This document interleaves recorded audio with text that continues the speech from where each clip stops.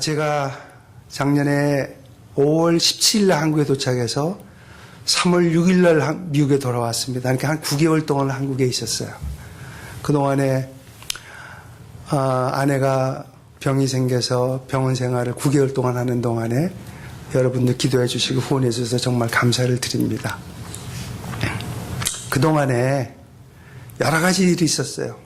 제 인생 가운데 가장 힘든 기간이었고 또 하나님을 깊이 만날 수 있는 시간이 됐었고 그 어려운 환경 가운데서 저에게 계속해서 하나님께서 하시는 말씀이 하나 있었습니다. 마음속에 머릿속에 계속해서 두드리는 한 말씀, 한 단어, 그게 바로 감사라는 거였어요. 감사하라. 오늘 본문에서도 성경이 이렇게 말합니다. 너희는 감사하는 자가 되라. 감사함으로 하나님을 찬양하라. 하나님 아버지께 모든 일에 감사하라. 감사하라. 계속 그래요. 그런데 저한테 감사하라는 말씀을 하시는데 뭘 감사하라는 말입니까? 사랑하는 아내가 지금 죽어 있어요. 응급환자실에서 중환자실에서 나오지도 못하고 얼굴이 이렇게 부었습니다. 열흘 동안에 수술을 4번을 했어요. 온몸에 바늘 꽂아놨어요. 뭘 감사해요?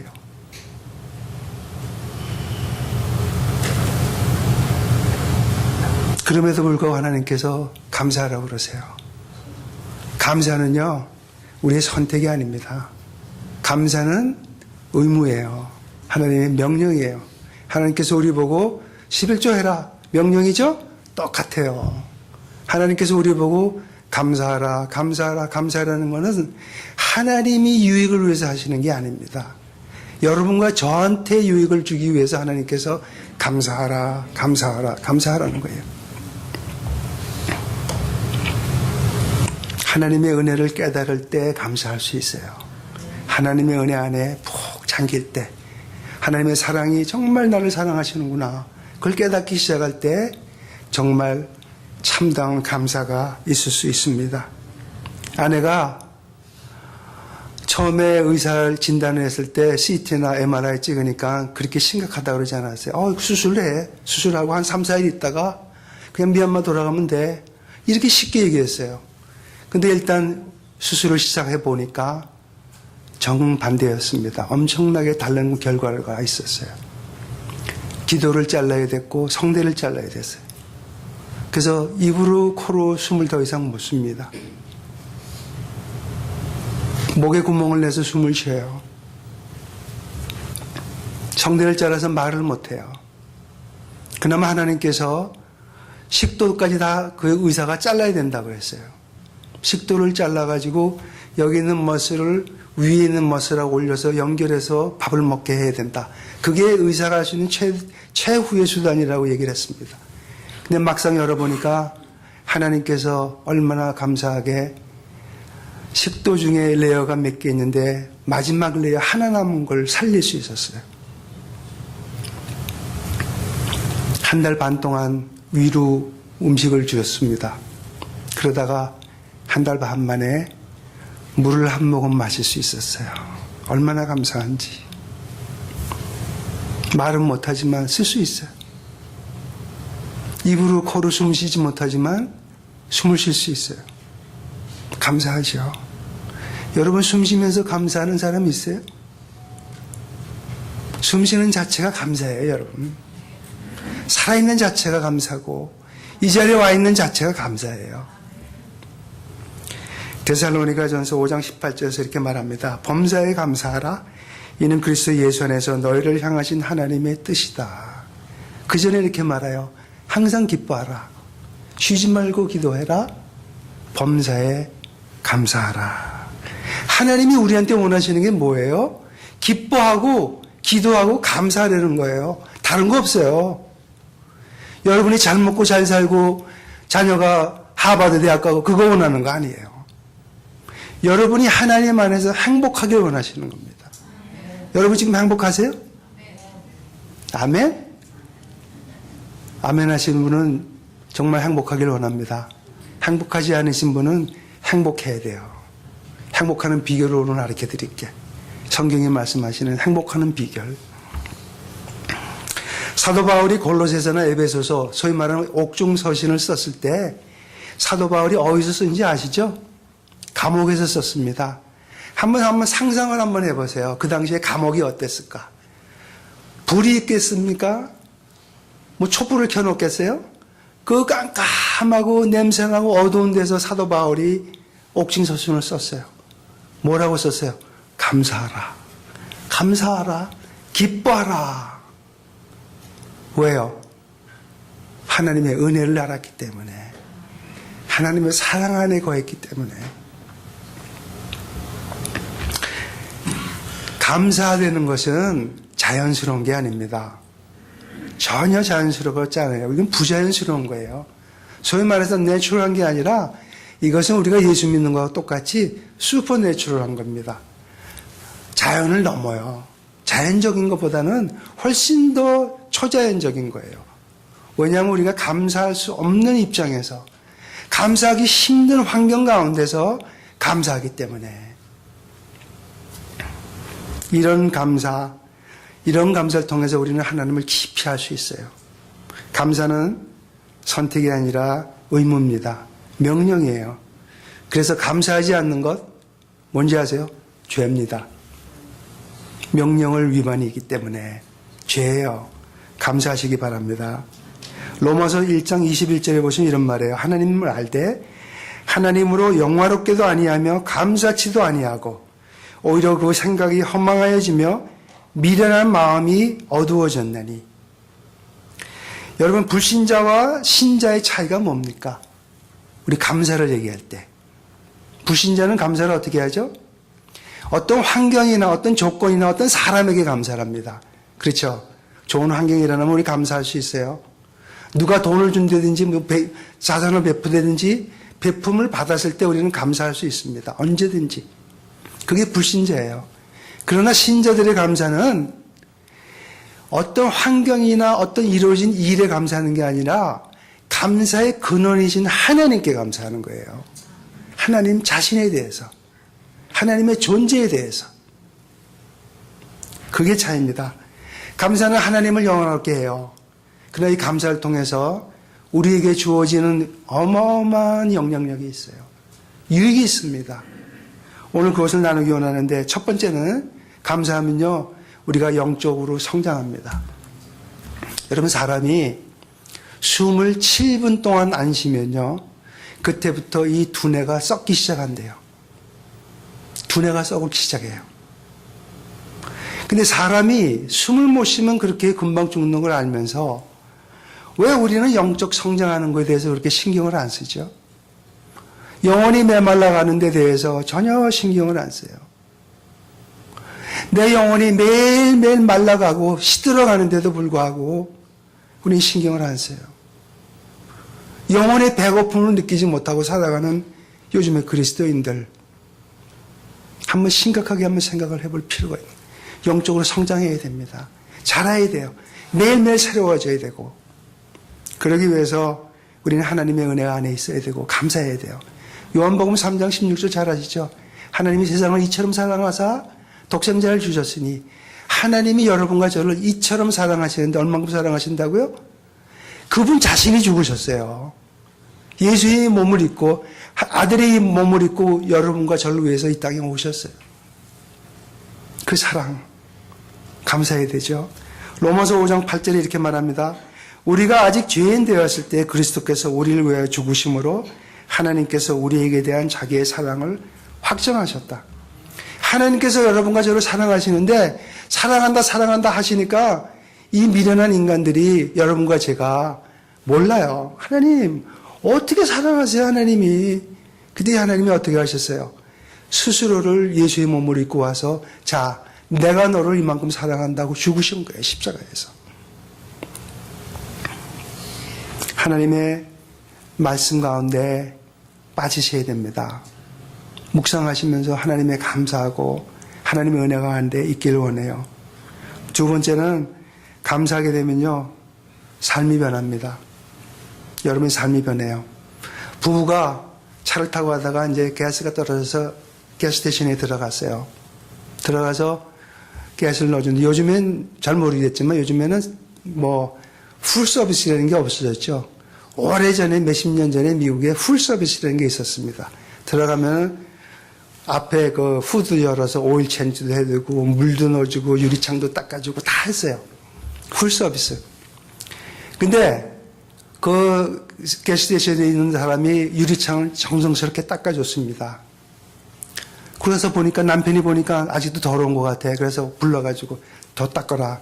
그래서 이 일하시는 사람이 다시 와서 또 정성스럽게 닦았어요. 벌레 있는 거 다 긁어내고. 그런데도 보니까 아직도 더러워요. 남편이 소리 지릅니다. 화를 내요. 아니 닦으려면 제대로 좀 닦지. 이게 뭐냐. 그랬더니 옆에 있던 그 부인이 그 남편의 안경을 벗겨요. 보니까 안경이 더러워요. 무슨 얘기입니까? 우리가 어떤 안경을 쓰고 삶을 살아가냐에 따라서 우리의 인생이 바뀌어요. 우리가 불만족의 안경을 쓰고 살아간다면 여러분 결코 만족할 수 없습니다. 결코 행복할 수 없어요. 결코 감사하는 삶을 살 수가 없습니다. 근데 여러분이 만약에 감사의 안경을 쓰고 살기 시작한다면 조그만 것에 감사하기 시작한다면 여러분의 삶이 바뀌어요. 그뿐입니까? 여러분의 삶이 아니라 그뿐만 아니라 주위의 사람들이 바뀌기 시작합니다. 여러분의 아내가 변하고 남편이 변하고 형제가 변하고 아들이 변하고 딸이 변하고 부모가 변해요. 왜요? 여러분이 변하기 때문에. 빌립보서 4장 6절에서 7절 이렇게 말합니다. 아무것도 염려하지 말고 오직 모든 일에 기도와 간구로 너희 구할 것을 감사함으로 하나님께 아뢰라. 아무것도 염려하지 마라. 여기서 지난주 설교 박 목사님 설교한 거 기억하세요? 염려하지 마라. Don't be anxious. 막 조바심하는 거 염려하고 걱정이 돼가지고. 그런데 우리에게 말합니다. 염려하지 말고 감사함으로 기도해라. 그리하면 그래요. 모든 지각에 뛰어난 하나님의 평강이 그리스도 예수 안에서 너희 마음과 생각을 지키시리라. 뭐가 온다고요? 평강이 온다고요. 감사하면 평강이 와요. 평강이 오면 모든 일이 다 해결되는 거 아닙니까? 염려가 없는데 무슨 염려가 있어요? 몸이 좀 아프면 어때요? 돈이 좀 부족하면 어때요? 일이 좀 잘 안 되면 어때요? 자녀가 속을 좀 새기면 어때요? 염려하는 거죠. 그런데 하나님께서 감사할 때 평강을 주신다는 거예요. 예수님께서 십자가에 죽으셨어요. 3일 만에 부활하셔가지고 처음에 제자들에게 나와서 하시는 말씀이 뭐죠? 너희에게 뭐가 있을지어다? 평강이 있을지어다. 주님이 원하시는 건 우리 속에 주님이 주시는 평강입니다. 평강을 가지세요. 감사함을 삶을 시작할 때 하나님께서는 우리에게 평강을 주십니다. 갈라디아서 2장 20절 잘 아시죠, 여러분? 암송하시는 분 계실 거예요. 내가 그리스도와 함께 십자가에 못 박혔나니 그런즉 이제 내가 산 것이 아니라 내 안에 누가 사신 것이라? 그리스도께서 사신 것이라. 이제 내가 육체 가운데 사는 것은 나를 위하여, 나를 사랑하사 나를 위하여 자기 몸을 버리신 하나님의 아들을 믿는 믿음 안에서 사는 것이라. 수없이 외웠어요. 여기 노래도 있죠. 찬양에 내가 그리스도와 함께 십자가에 못 박혔나니 수없이 불렀습니다. 그런데 이 말씀이 저를 꽉 잡지를 못했어요. 지난 7월 달까지. 아내가 병상에서 죽어가고 있을 때 이 말씀 묵상하는데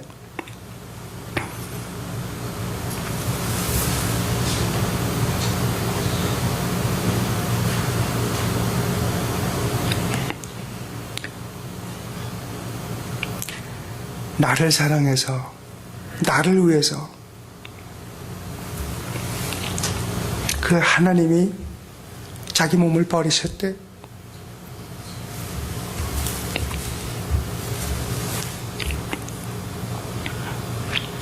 기도했어요. 하나님 살려주세요.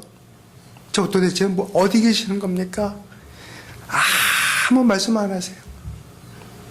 아무것도 안 하세요.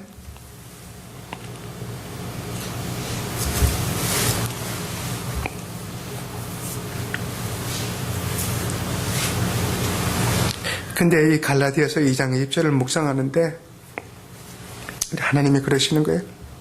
내가 너를 위해서 죽었어. 그걸로 만족하지 않니?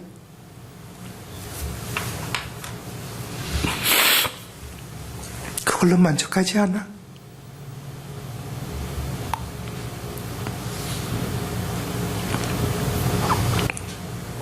영어 찬양에 이런 노래가 있어요. Jesus is all I need. 우리 주님 한 번만으로 만족하죠. 만족 못했습니다. 계속해서 환경 가운데 빠져서 그 기도가 응답되기를 기도했어요. 근데 하나님께서는 하나님 스스로가 나를 위해서 죽으셨다. 그 사랑을 보여주신 거예요.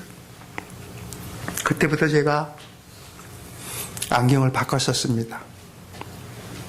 안경을 바꿨으면서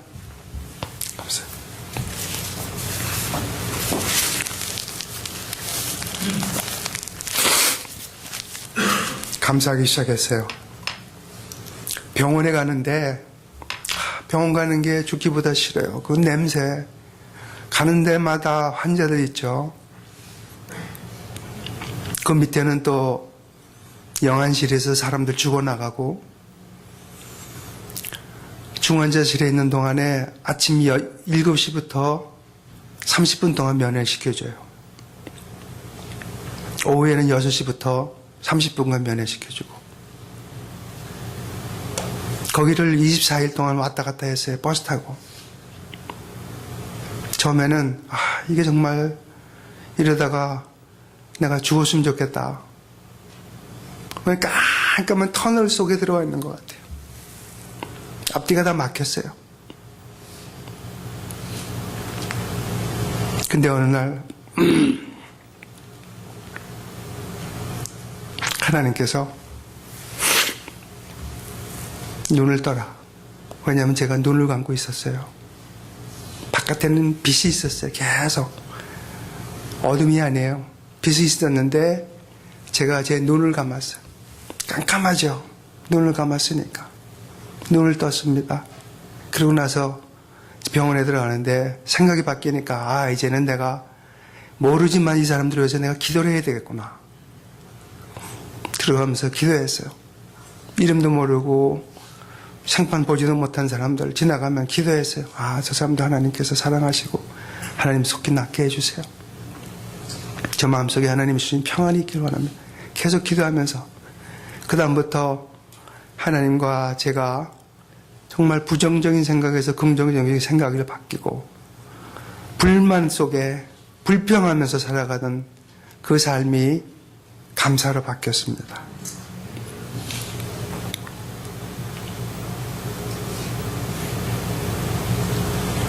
언젠가 하나님 앞에 섰을 때 할 말이 있을 거라고 생각을 했어요. 근데 할 말이 없었어요. 할 말이 없어서 하나님을 너무 몰랐어요. 제가 목사고 선교사인데도 불구하고 하나님을 너무 몰랐어요. 근데 병원에 있는 동안에 다행스럽게도 우리 아들이 한국에 와 있었습니다. 결혼도 하고. 그래서 제 아들이 저를 위로하러 찾아와요. 와서 저녁도 사주고 위로하고. 근데 이 아들이 와서 자기 이제 연세대학원을 다니고 있었으니까 그 얘기를 해요. 한국 사는 얘기. 재밌다. 뭐 이렇게. 그런데 그 아들을 보면서 제가 어떤 생각이 드냐니까 참 네가 와서 참 좋다. 나는 가만히 아무 말도 안 하고 얘만 말만 들어도 좋아요. 너무 좋은 거예요. 우리 관계가. 근데 거꾸로 생각하니까 내가 하나님 앞에 섰을 때 하나님하고 그렇게 친밀한 관계였을까? 얼마나 서먹서먹했겠어요. 하나님 앞에서. 그 얘기가 어떤 생각이 드냐면 제가 회계사를 하면서 이제 손님 중에 리코스타를 하는 사람이 한 사람이 있었습니다. 그 사람이 혼자 꿈을 가지고 미국에 왔어요. 그때 떠날 때 얼마나 깐난애기가 있었대요. 20년 동안 나가지 못해서 불법 체류돼가고 나가지 못하니까 애가 벌써 20살이 됐는데 얘하고 기껏해야 뭐 전화하게 했겠죠. 그때만 해도 전화할 게 쉽지 않았으니까. 요즘처럼 뭐 인터넷이 있어서 뭐 카카오톡이 있어서 쉽게 연결했겠어요. 안 되잖아요. 그 생활을 보면서 그 사람이 결국은 아들을 초청해서 왔는데 결국은 남이 되더라고요. 왜냐하면 관계가 없었기 때문에. 친밀한 관계가. 그 생각이 들면서 내가 영생 동안 죽지도 않고 하나님하고 같이 생활하는데 저렇게 어색한 관계가 되면 어떡할까? 그거 생각하는 게 끔찍해요. 그래서 하나님을 좀 더 알겠습니다. 좀 보여주세요. 그러고 나서부터 하나님께서 이 사람이 강남 세브란스 병원에서 퇴원해서 수동이라는, 경기도 수동이라는 아주 시골, 생전 듣지도 못하고 가보지도 못한 데를 집어넣게 하시더라고요. 가서 참 하나님과 좋은 시간을 가졌습니다.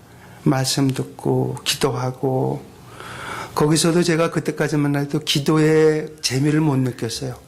기도해야 되니까 하는구나. 근데 그때는 기도하면서 어떻게 이렇게 기도가 재밌을까? 기도하는 그 맛을 알았어요.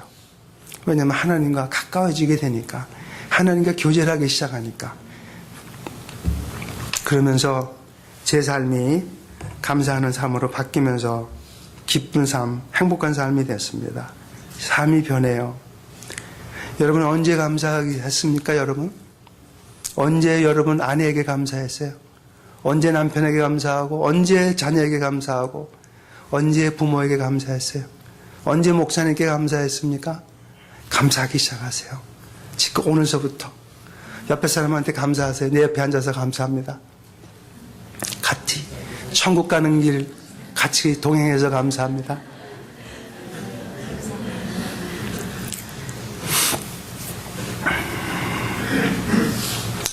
성경에 누가복음 17장 보면요, 11절에서 19절까지 예수님께서 이렇게 우리에게 교훈합니다. 문둥병자 10명이 나와요. 예수님이 이제 하루는 사마리아와 갈릴리의 경계선을 지나갑니다. 마을을 지나가는데 저 멀리서 10명의 문둥병자가 예수님 지나가는 걸 봐요. 그러면서 예수님, 주님, 우리에게 잡을 일 베풀어 주세요. 이렇게 말해요. 그랬더니 예수님이 멀리서 보시고 제사장한테 가라.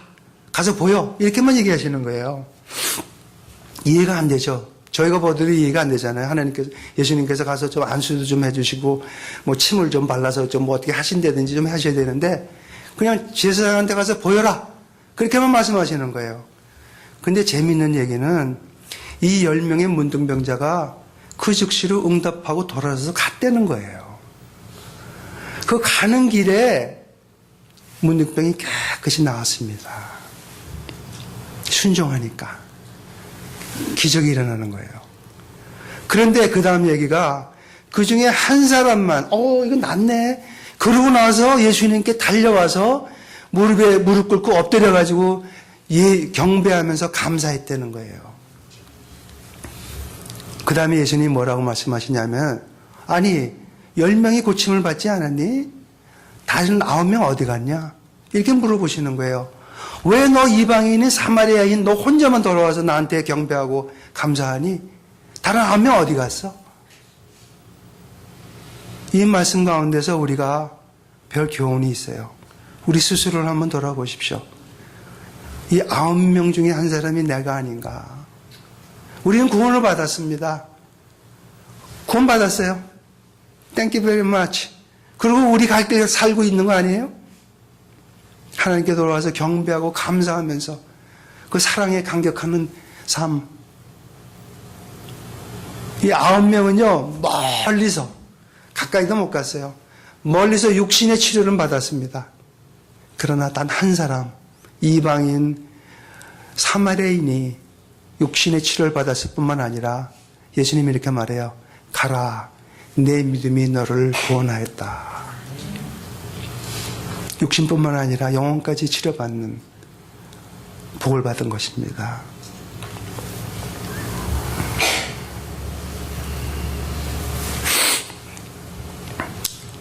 그리고 세 번째는 감사는요, 표현되어야 합니다. 표현되지 않는 감사 아니에요. 믿음이 없는, 사랑이 없는 믿음 죽었다 그랬죠? 그렇지 않나요? 행함이 없는 믿음 죽었다 그랬어요. 감사 표현해야 됩니다. 해요. 그냥 하면 돼요. 제가 옛날에는 TV를 많이 봤는데 요즘엔 TV를 본 지가 오래됐어요. 지금도 하는지 모르겠는데 그 나이키라는 선전 있죠. 지금도 하나요? 막 농구 선수들 선수들 나와서 땀을 흘리면서 막 연습을 하고 나서 맨 마지막에 사인하면서 just do it 그래요.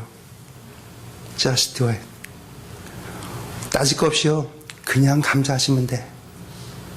그냥 하세요. 표시해야 됩니다. 감사는 표시해야 돼요. 영어로 thanksgiving이란 말하죠. thanks는 감사고요. giving은 주는 겁니다. thanks라고 말하면서 주는 게 thanksgiving이에요. 말만 하는 게 아니고 여러분 우리가 감사하지 않고 그냥 줄 수 있어요. 얼마든지 줄 수 있습니다. 그러나 감사하는 사람이 주지 않고 감사하는 거 거짓말이에요. 마찬가지입니다. 하나님 앞에 우리가 감사할 때 드려야 돼요. 하나님 감사합니다. 입술로 하는 것보다 하나님께 드리는 행동 이것을 할 때 하나님께서 받으시고 기뻐하시는 일이 될 거예요. 표현되어야 됩니다. 고린도후서 9장 15절에 보면 이렇게 말해요. 말할 수 없는 그의 은사를 인하여 하나님께 감사하노라. 여기서 말할 수 없는 그 은사라는 게 기프트인데 이 은사가 바로 예수 그리스도입니다. 하나님께서 우리에게 예수 그리스도를 선물로 주셨어요. 말할 수 없는 감사한 선물. 한 분으로 만족합시다. 그리스도인 중에 많은 사람들이 어리석다 그래요. 그 중에 세 부류의 어리석은 그리스도인들이 있는데 첫 번째 부류가 받은 복을 깨닫지도 못하고 누리지도 못하는 그리스도인들. 복을 받았습니다. 복인지도 몰라요. 누리지도 못하고 이런 종류의 사람들. 두 번째 어리석은 부류는 받지 못할 복을 위해서 계속해서 기도하는 어리석은 그리스도인들. 아마 새벽 기도에 이런 사람들 많이 나오는지도 몰라요. 한국에서 새벽 기도가 그 입학 시즌만 되면 자리가 없답니다. 자녀들 좋은 학교 가라고요. 기도한대요. 그러면 좋은 학교 다 가면은 좋은 학교는 어떻게 해요? 나쁜 학교는 어떡하고? 중간 정도 학교는 어떡합니까? 다 못 가요. 그런 받지 못할 복을 위해서 기도하는 어리석음 하지 마십시오. 세 번째 어리석은 자는 받은 복을 혼자만 누리면서 사는 사람들입니다. 나눠줄 줄 모르는 사람들. 하나님께서 우리에게 복 주실 때 너희만 잘 살고 잘 먹으라고 주시는 거 아니에요. 통로가 되라고 주시는 겁니다. 우리를 통해서 받은 복을 넘어가는 통로. 갈릴리 호수죠. 그렇죠? 매일매일 새로운 물이 들어와서 흘려주고 내보내고 그럴 때 하나님께서 우리에게 주시는 은혜가 새로울 것입니다. 하나님의 은혜를 헛되이 받지 마세요. 여러분 정말 행복하길 원합니다. 행복하게 사셔야 돼요. 왜 우리가 행복하지 못한 줄 아세요? 사탄이 우리를 욕심을 불어넣어줘요. 불만하게 만들고 비교하게 만들고 나는 이거보다 좀 더 나은 환경 가운데 살아야 되는데 왜 이렇게밖에 안 돼? 아, 저 사람 봐, 저 사람 나보다 못하잖아. 훨씬 더 잘 사는 것 같은데 비교하지 마세요.